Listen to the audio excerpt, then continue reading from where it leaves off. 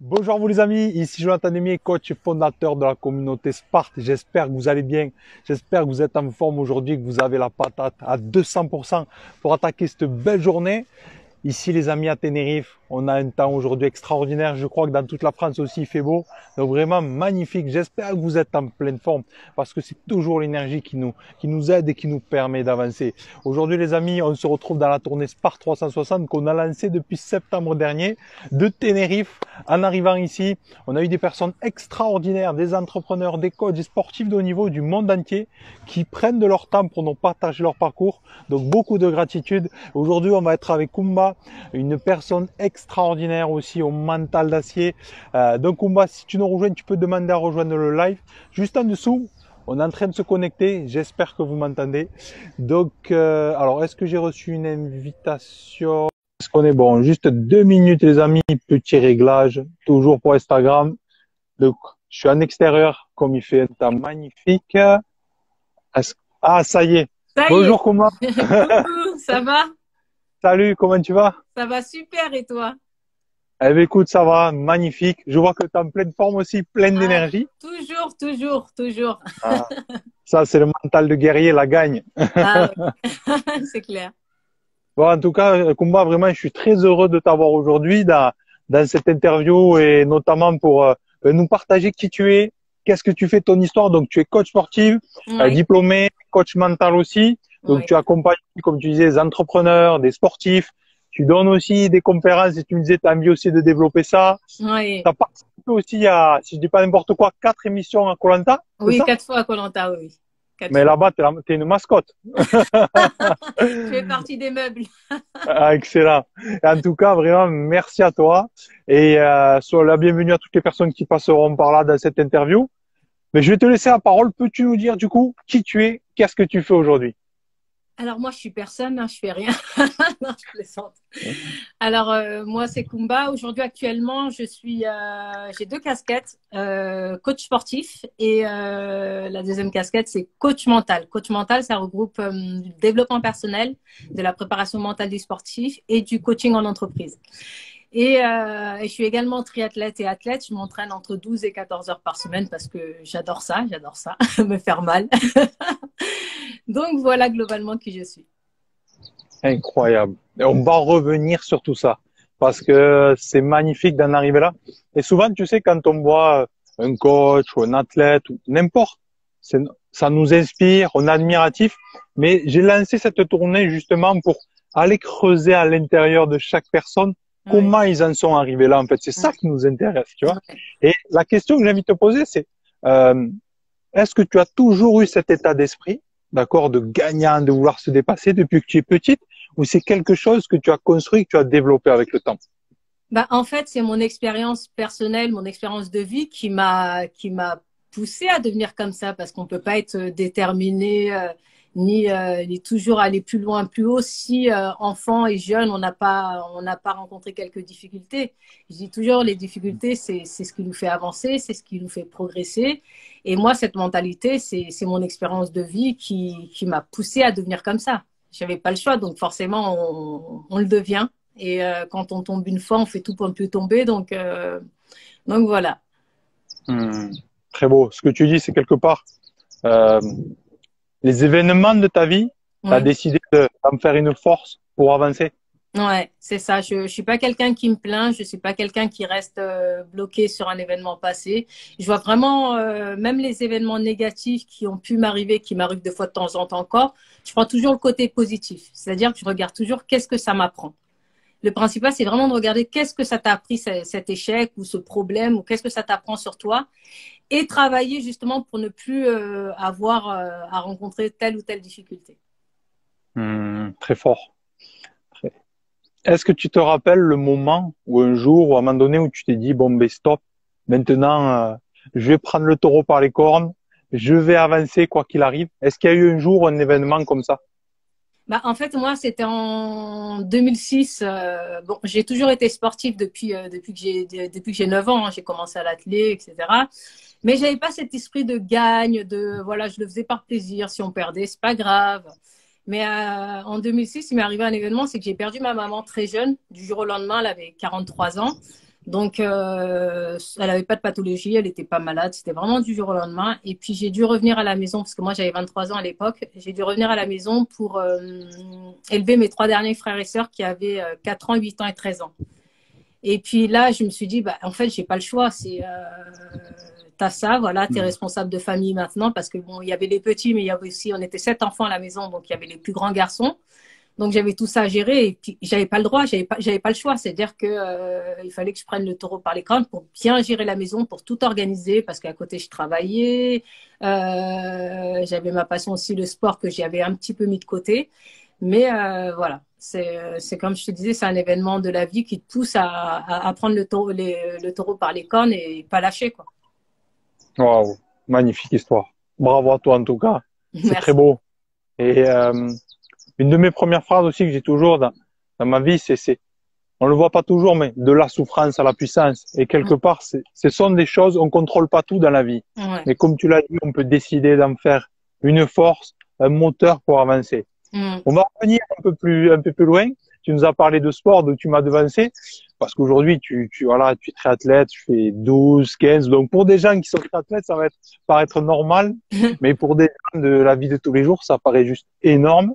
Ça veut dire 2 heures par jour, quasiment, de sport. Donc, tu me disais, quand tu étais plus jeune, tu as fait du sport. Est-ce que c'était pour t'amuser? Est-ce que c'était tes parents qui t'ont mis? Qu'est-ce qui t'a donné envie de te lancer dans le sport? Bah, en fait, j'ai été repérée assez jeune à l'école primaire parce que je courais très vite. Donc, on m'a mis dans un club d'athlètes parce que forcément, j'avais de bonnes capacités. Donc, c'est vrai que de moi-même, j'avais pas été parce on était déjà famille nombreuse. Mais mes parents n'avaient pas les moyens de me payer l'adhésion à un club de sport comme maintenant. Il y a beaucoup plus d'aide aujourd'hui en France. Donc, c'est génial pour les jeunes pour s'initier à plusieurs sports. Mais à l'époque, il n'y avait pas tout ça. Enfin, c'était moins important qu'aujourd'hui. Yes. Et du coup, j'ai été repérée comme ça. Et puis, j'ai fait du sprint jusqu'à 15 ans, vraiment sans pression pour m'amuser, mais je gagnais tout en fait. Vraiment sans pression, tranquille. Et puis, à un moment donné, à 15 ans, ça m'a pris la tête parce que ça devenait trop sérieux. Et j'ai décidé voilà, d'arrêter du jour au lendemain pour aller avec mes copines qui s'étaient inscrites au hand. Donc, j'ai fait du handball pendant 2 ans parce que je voulais être avec mes copines et puis j'en avais marre de me faire mal en individuel, courir pourquoi, faire du sprint pourquoi, où je suis toute seule, ça m'apportait rien. Donc, je voulais tester autre chose. Donc, je suis partie au hand. Quelques années plus tard, j'ai commencé le karaté. J'ai fait du karaté Yes. Yes. pendant 5 ans. Et le karaté, à un moment donné, bon, ça me saoulait parce qu'à part les katas, les combats, bon, je faisais pas trop de combats parce que j'étais hôtesse de l'air à ce moment-là, donc il fallait pas trop que mon visage soit marqué. Donc, je faisais pas de combat, mais beaucoup plus côté artistique, les katas. Et puis, à un moment donné, je voulais arrêter le karaté, mais je me suis dit, je suis quelqu'un qui va toujours au bout des choses. Je me suis dit, bon, allez, je vais au moins jusqu'à la ceinture noire. Une fois que j'ai la ceinture noire, j'arrête. Chose que j'ai faite, j'ai eu la ceinture noire en 2013. Et puis un jour sur un de mes vols, j'ai discuté avec un commandant de bord qui faisait du triathlon et qui m'a dit mais Koumba, je te verrais bien dans le triathlon, essaye. Donc en 2011, j'essaye. En parallèle avec le karaté, je faisais les deux. J'essaye et puis je suis tombée amoureuse de ce sport qui est très complet jusqu'à maintenant. J'en fais. Waouh, incroyable, incroyable parcours en tout cas. C'est fou attends, je tourne juste parce que j'ai le soleil, je vois rien. Mais c'est fou les rencontres, le pouvoir des rencontres, comme tu disais, aussi bien à l'école. Ouais, Une personne qui voit tes capacités et qui te tend la main et comme tu disais aussi ce commandant qui voit aussi ce potentiel, c'est ouais, ça qui est beau aussi. Il y a des personnes qui voient le potentiel des autres et c'est aussi ce que tu fais aujourd'hui, ouais, j'imagine. Et ce qui te donne envie d'aider vraiment les gens à pouvoir ouais. se dépasser, avancer. Euh, Comment ça s'est passé du coup la suite? Parce que tu as une vie riche, donc tu as été hôtesse. Après, tu as dû est-ce que c'est après où tu as dû te réoccuper de tes frères et sœurs pendant que tu C'est étais hôtesse? Comment c'est pendant. En fait, ma pendant? mère elle est Ok. décédée en 2006. Moi, je suis devenue hôtesse de l'air en 2008. Donc pendant 11 ans, j'ai exercé ce métier jusqu'à fin 2019 où ma compagnie, qui était la deuxième compagnie aérienne française qui avait plus de 72 ans, a fait faillite.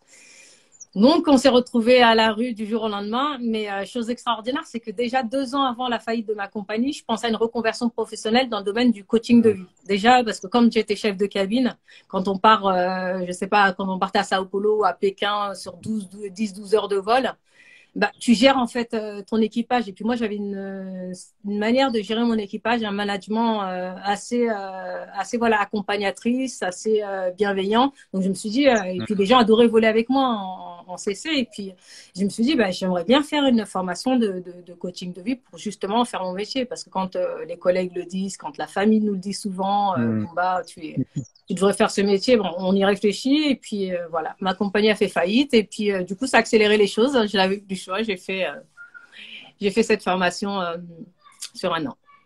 Incroyable. Donc déjà, tu pensais à une reconversion. Qu'est-ce qui t'a donné envie? C'est les autres ou est-ce que tu sentais au fond de toi que tu avais quelque chose à exploiter, à développer?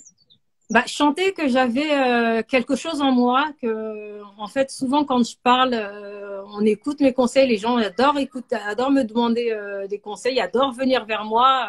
Je suis vraiment un aimant parce que je suis comme ça, j'aime tellement les gens que l'amour que j'ai pour eux, ça se ressent. Donc que ce soit en vol, les passagers, toujours, on peut être quatre, ils vont toujours venir vers moi. Et c'est ce côté qui fait que j'ai pris conscience assez rapidement que j'étais faite pour accompagner, que j'adorais ça en plus, accompagner sans forcément donner mon avis, mais voilà, sans prendre parti non plus, en essayant d'être bienveillant et dans la lucidité orientée. Et j'adore ça, quoi. En fait, et puis les gens aussi qui m'ont confirmé, ils me disent mais Koumba, tu devrais faire ça. Et puis la famille, j'ai géré une famille de 7 personnes, donc Hmm. c'est la continuité. C'était mon chemin de vie, tout simplement. Le vrai leadership, comme je dis, le leadership des tranchées, quand on Ouais. apprend dans la vie de tous les jours. Tu as quelque chose de très très intéressant où je vais rebondir dessus parce qu'aujourd'hui beaucoup de personnes veulent se lancer dans l'accompagnement, le coaching, etc. Il y en a qui ont vraiment ça dans leur cœur. Il y en a qui se disent bon, on va essayer, on va faire une formation, ça a l'air facile, ça a l'air cool. Et toi, tu as dit qu'est-ce qui fait que les gens, selon toi, viennent vers toi, ont envie de te parler, ont envie d'être avec toi. Selon toi, qu'est-ce qui fait que tu attires les personnes? Bah, je pense que on dégage tous un aura particulier selon qui on est. Et puis, moi, je suis dans l'amour quotidien, c'est-à-dire que quand je marche dans la rue, je suis toujours souriante, en fait. Mais ça, depuis jeune, c'est-à-dire que ma misère, même si j'ai des problèmes, tu le verras jamais sur mon visage. Je suis assez, voilà, ouverte physiquement, et ça se voit, ça se ressent. Je m'aime assez pour pouvoir donner de l'amour. J'aime vraiment tout le monde, peu importe leurs défauts, leurs qualités. Je prends vraiment tout le monde comme ils sont et ce qui fait que ça a des répercussions. Les gens sentent l'amour. L'amour, ça se sent, mais vraiment, c'est pas palpable, mais ça se ressent. Et les gens me sourient naturellement, même dans la rue. De même, avant que même que je souris, on me sourit souvent, on me dit bonjour, alors que c'est des personnes que je connais pas du tout, parce que je dégage cette particularité-là. Après, le coaching, moi, je dis que non, c'est pas ouvert à tout le monde. Il faut vraiment avoir voilà un petit truc déjà, être bien connecté déjà à sa personne, avoir un truc en soi, aimer les autres, s'aimer aussi. S'aimer, c'est important parce que si tu ne t'aimes pas, tu peux pas aimer les autres. Mhm. Avoir envie de partager, avoir envie voilà d'aider le monde entre guillemets. On peut pas aider le monde, mais bien de voilà d'essayer de faire son max, d'être positif, toujours positif, même si il y a la pire des misères qui t'arrive, c'est pas grave, c'est une expérience. Et toujours avec le sourire, tout passe. En tout cas, ça se voit, tu l'incarnes et c'est magnifique. Moi, j'adore les personnes comme toi aussi qui sont transparentes, naturelles. Et c'est ça aussi le but de la vie. Et justement, par rapport à ça, parce que c'est devenu inné chez toi, en fait, comme tu le dis depuis toujours, Ouais. comment tu as développé ça? Est-ce que c'est dans ta famille qu'on t'a dit quoi qu'il arrive, toujours avoir le sourire? Est-ce que c'est une propre philosophie de toi par rapport à ta vie que tu t'es dit, quoi qu'il arrive, je dois rester positif, avancer? Comment tu as créé ça? C'est très intéressant.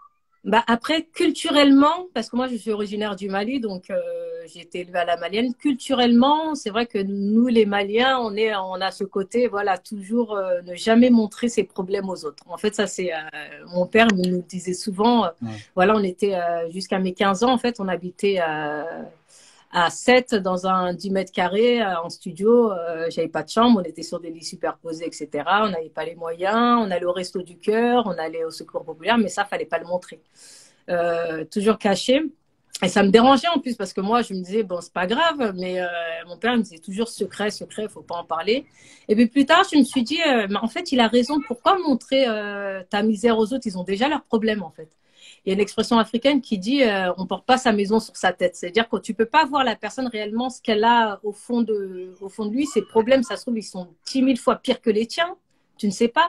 Donc, moi, j'ai développé ce côté, voilà, toujours sourire positif parce que je me dis, la personne qui est en face de moi, si avec mon sourire, ça arrive à lui faire du bien, à le rassurer, moi, voilà, moi, ça me fait du bien aussi. Et puis, voilà, comme je disais, c'est vraiment se dire, ça se trouve, la personne qui est devant toi, toi, tu viens d'avoir un accident de voiture, mais c'est pas grave, ça se trouve, la personne que tu croises dans la rue, elle a perdu un membre de sa famille, on ne sait pas. Donc, toujours garder le sourire. On ne connaît pas nos interlocuteurs, on ne connaît pas leur vie, on ne connaît pas leur bagage.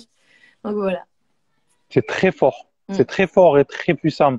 Et ça me fait penser à quelque chose aussi, non seulement pour soi-même en premier, ça nous permet de rester dans quelque chose de positif. Ouais. Et il y a une phrase aussi qui dit quelque part que le monde se moque de tes émotions. Tu vois? C'est ça, c'est-à-dire ce que les gens veulent, que tu cherches un emploi, que tu cherches des clients, même quoi que ce soit, ce sont des gens qui sont positifs. Ce sont des gens qui sont capables de donner. C'est-à-dire, si tu es toujours dans le négatif, toujours en train de te plaindre, tu peux pas t'attirer aussi de belles opportunités. Et la prochaine question que je vais te poser, c'est est-ce que cet état d'esprit, quelque part, est-ce que c'est ça qui t'a permis, selon toi, de t'attirer de belles opportunités? Tu as évolué, tu as eu une belle carrière, tu as fait aussi 4 fois l'émission Koh-Lanta, on peut en parler un petit peu si tu veux. Donc tout ça, c'est pas un hasard non plus. Surtout dans ces émissions, on prend pas des gens comme ça au hasard, le casting est poussé. Est-ce que c'est ça, selon toi, qui t'a permis de avoir et de continuer d'avoir de belles opportunités? Ah oui, c'est clair que c'est ça parce que en restant voilà négatif dans le noir, en fait, on s'attire que des problèmes, que des choses négatives. En étant positif, moi, on me dit souvent, Koumba, t'as trop de chance, mais non, en fait, je suis tellement positive, joyeuse, je suis curieuse de la vie et puis j'ai confiance surtout en moi, en l'univers que je me dis ce qui doit m'arriver arrivera. Et puis ça arrive souvent. Moi, des fois, je me suis dit, surtout après le licenciement, je me suis dit au début, mais comment je vais faire pour boucler mes fins de mois? Comment je vais faire? Bon, on a le chômage, c'est vrai que pendant un certain temps, mais quand ça se termine, on se dit, mais comment on va faire, etc. Mais au fur et à mesure, quand je me laissais dans la confiance, les choses venaient. J'arrive à boucler mes fins de mois sans m'organiser, sans projet à long terme. Parce qu'avant, j'étais très, très contrôlante. Je disais à l'époque, il fallait que voilà, un mois avant, sache comment ma vie sera. Sur l'année, qu'est-ce que je fais comme boulot, le nombre d'heures que je dois faire pour pouvoir rentabiliser, etc. Quand tu sais, dans les problèmes de coaching, tu dis, il faut tel nombre de clients pour pouvoir... Mais non, en fait, aujourd'hui... Ça marche pas, ça. Non. Et en fait, aujourd'hui, je suis tellement dans le coaching de qualité, c'est-à-dire que je prends pas grand monde, je prends vraiment très peu de personnes parce que moi, je suis pas dans le coaching de quantité, dans la qualité, que j'arrive que l'univers m'envoie de quoi boucler mes fins de mois en fait, sans que mais des fois, je suis hallucinée, je me dis merci, mais vraiment, je me dis mais j'ai trop de chance, mais c'est pas de la chance, il y a un équilibre dans la vie et puis si tu es positif et tu donnes, si tu donnes, tu recevras, si tu ne donnes pas, tu peux pas recevoir. Soit ta personne, que ce soit financièrement, que ce soit de ton temps, parce que donner de son temps aussi, faut en donner aux gens qui ont peut-être pas de moyens de se payer de coaching. Et ben, sincèrement, l'univers te renvoie. Bon, je vais arrêter de parler côté holistique un petit peu parce que non, c'est très bien, tout le monde n'est c'est pas magnifique. prêt. Tout le monde n'est pas prêt. Mais c'est pas grave. Tu parles de ce que tu as envie de parler et je te rejoins à fond dans ça. C'est exactement ça. Et juste, je veux creuser avec ça. C'est la question que toute ma vie, c'est comment tu arrives à garder cette confiance justement quand quelque part c'est difficile? Parce que je me dis toujours après la pluie, il vient le beau temps. Et ça, c'est que ce soit sur le côté terrestre, hein, quand il pleut, après, il arrête de pleuvoir à un moment donné. Tout passe, tout finit par passer. Tu peux traverser une galère actuellement, ça va passer. Je me dis toujours, de toute façon, ça va passer. Si j'ai cette expérience-là, c'est que je dois apprendre quelque chose. Je dois travailler sur quelque chose, je dois apprendre quelque chose. Et en général, c'est rapide. Hein. Moi, la pluie, elle dure jamais, rarement longtemps. Quelques heures après, je suis passée à autre chose. Et puis, ça s'arrange, comme je te disais, grâce à l'univers. Et les choses se rééquilibrent. Mais moi, voilà, j'aime bien prôner le côté où, quand on a une galère, c'est qu'on a quelque chose à travailler dessus. Tant qu'on reste fermé, qu'on cherche pas son évolution personnelle et qu'on reste voilà dans ces mêmes habitudes, dans ces mêmes délires, ça peut évoluer très lentement ou ça peut voilà stagner très longtemps. Hyper intéressant, hyper intéressant. Ce que tu dis, c'est que quelque part, tu es quelqu'un tu as foi en la vie. Parce que tu Ouais. parles de l'univers, tu parles, on peut dire Dieu ou Ouais. les dieux ou ce qu'on veut, ou l'univers, l'énergie, comme on veut. Mm. C'est, tu as une foi en cette vie. Ce que j'entends, c'est que quelque part, tu fais confiance à la vie. Ouais, c'est ça. Je fais totalement Et, confiance en la vie. et, et ça, c'est la véritable force, Mm. la véritable puissance. C'est tu fais toujours confiance, qu'importe les difficultés. Et la preuve, ça fonctionne et ça continue de fonctionner pour toi. Ouais. Euh, Qu'est-ce que tu aimerais dire justement peut-être à des personnes qui aujourd'hui écoutent maintenant ou écouteront peut-être en replay cette interview? Euh, Peut-être des gens qui traversent des difficultés comme tous on peut en avoir Mm. et qui peuvent se dire j'ai pas de chance, Mm. je vais pas y arriver, c'est pas pour moi. Eux ils sont plus forts, Mm. ils arrivent à se relever. Moi je suis pas un champion. Qu'est-ce que tu as envie de dire à ces gens-là? Bah déjà Ça veut- d'arrêter avec les dialogues négatifs parce que un dialogue interne négatif, ça apporte que du négatif. En disant je suis nul, je suis nul, je suis nul, inconsciemment vous envoyez un message à votre inconscient et puis forcément il vous répond, hein, il vous dira qu'il il vous mettra dans des situations où vous allez vous trouver nul. Donc après il y a ça dépend. C'est vraiment une force de prendre la vie comme moi je le prends. Je sais que c'est pas donné à tout le monde. C'est pour ça d'ailleurs que je fais ce métier de coach de vie. Si c'est vraiment profond, faites-vous coacher. Sincèrement, je pars du principe où tous les êtres humains doivent être coachés au moins une fois dans leur vie pour déjà apprendre à se connaître, connaître ses limites, ses valeurs, ses forces, ses faiblesses et avancer. Parce que quand on ne se connaît pas, voilà, on va se dire qu'on est nul alors qu'on n'est pas nul parce que tu dis que tu es nul, mais comme tu te connais pas, qu'est-ce que tu en sais que tu es nul? Peut-être que ce domaine-là, tu n'y arrives pas. Mais peut-être mais il y a sûrement autre chose qui est fait pour toi.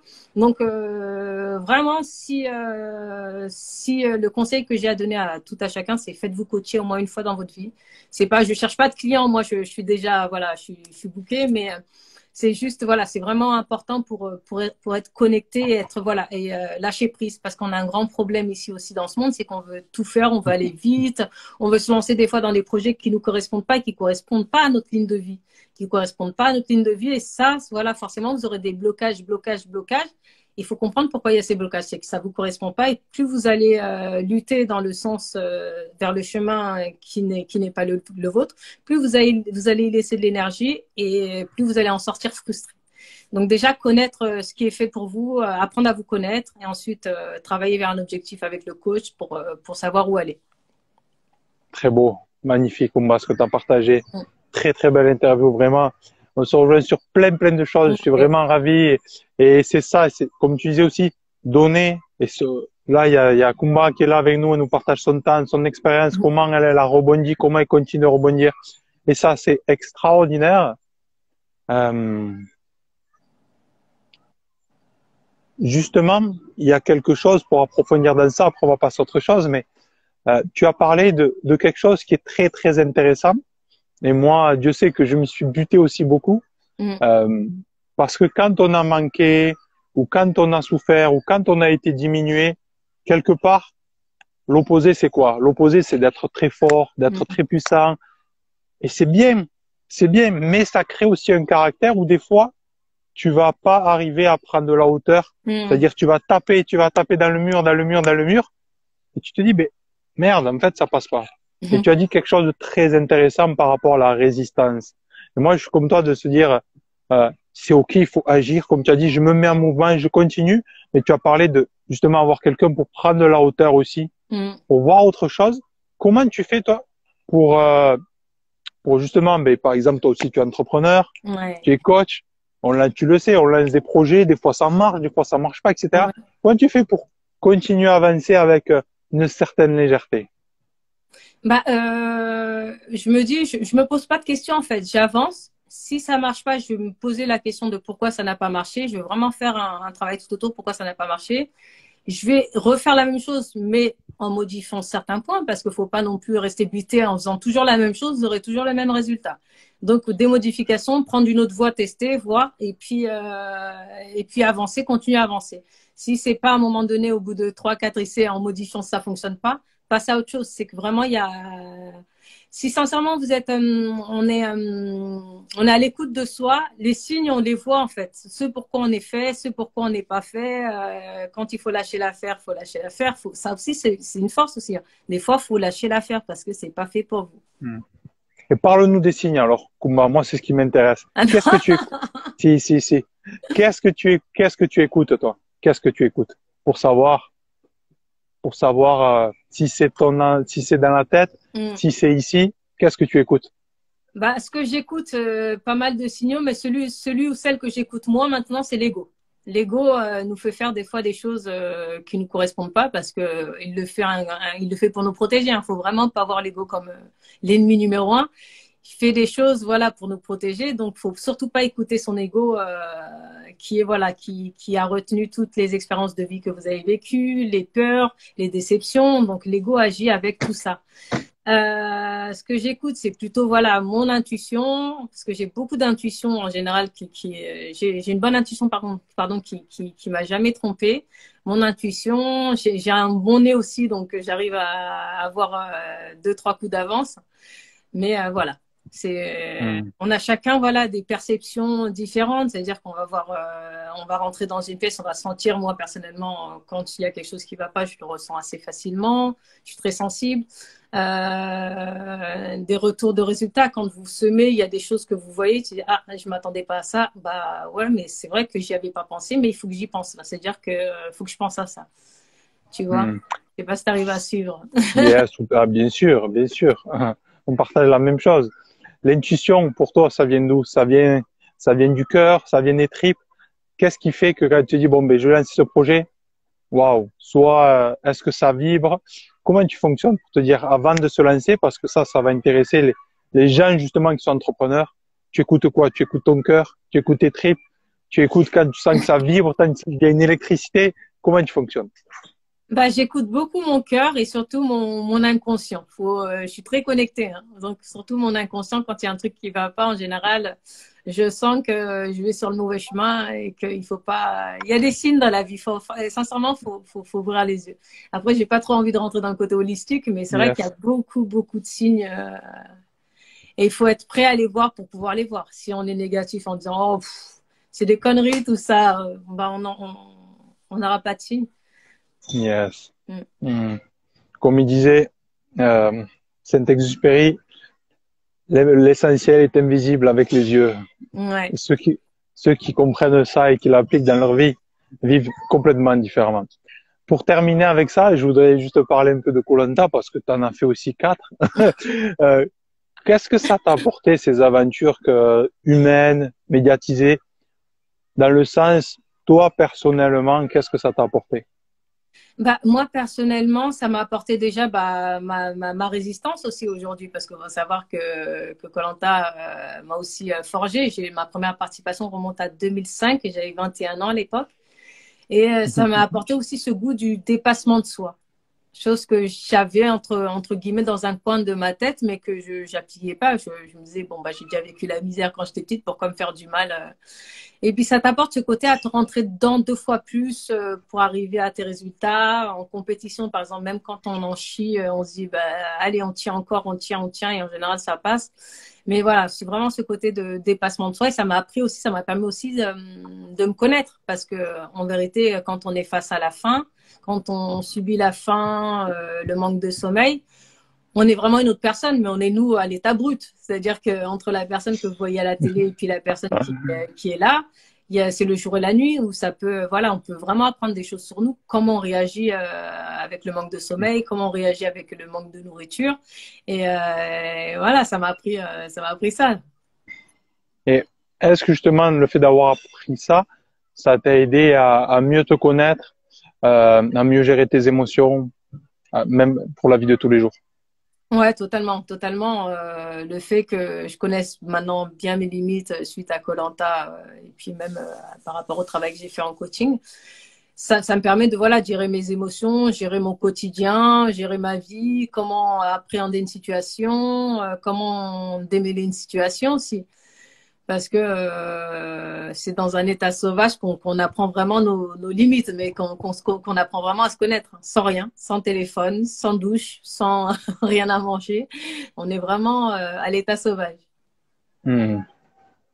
Qu'est-ce qui fait que tu as fait 4 émissions? Je sais pas s'il y en a d'autres qui l'ont fait, tu me le diras. Mais Non, qu'est-ce qui fait il y que... a Théora qui a fait 5 quand même. Théora. Ok. Qu'est-ce qui a fait que tu as fait 4 émissions? Est-ce que c'est toi? Est-ce que c'est eux? Est-ce que... Je sais pas. Bah, en fait, la première édition en 2005, c'est moi qui ai postulé comme Ouais. monsieur tout le monde. Donc, j'ai été sélectionnée. Après, les autres que j'ai fait, c'est des éditions spéciales. Et là, c'est la production qui sélectionne les candidats qui veulent pour leurs divers éditions. Et puis, je pense que ma forte personnalité plaît beaucoup. Magnifique. On m'appelait Eh, la grande gueule au grand cœur. Donc, ah, mais c'est après, beau. je suis... c'est bon. Est-ce que tu serais prêt à reparticiper à nouveau ou est-ce que tu dis maintenant c'est Oh, bon? oh, je laisse la place aux jeunes, d'accord. Non, c'est bon 4 fois. Non, je sais pas. Après, à chaque fois que je rentre, je me dis c'est la dernière. Et à chaque fois que j'ai dit ça, je suis repartie. Donc, je préfère rien dire. Maintenant, partir maintenant dans l'immédiat, non, parce que je suis en plein lancement de mon Hmm. activité. Euh, Peut-être d'ici quelques années, avec les Yes. vétérans. Magnifique. Kouma, en tout cas, je voudrais te remercier pour ton partage, cette interview. C'était Ouais, super écoute, riche, très, très intéressant. Tu as dit beaucoup de choses, beaucoup de conseils aussi de vie, même pour le business, même sur les émotions, plein de choses. Ben écoute, les amis qui sont là, qui sont en replay ou sur YouTube, je vais vous mettre le lien de Kumba. Ok, suivez-la sur Instagram, les réseaux sociaux. Elle amène la patate, l'énergie, elle partage son quotidien, les entraînements, plein de choses. Elle fait aussi du coaching. Donc n'hésitez pas vraiment à suivre. C'est un rayon de soleil. Et vraiment, je suis merci. très heureux d'avoir partagé ce moment ensemble. Merci beaucoup. Merci, avec plaisir. Merci pour l'invitation, c'était top. À bientôt les amis. Belle À journée. bientôt. Ciao, Salut. ciao.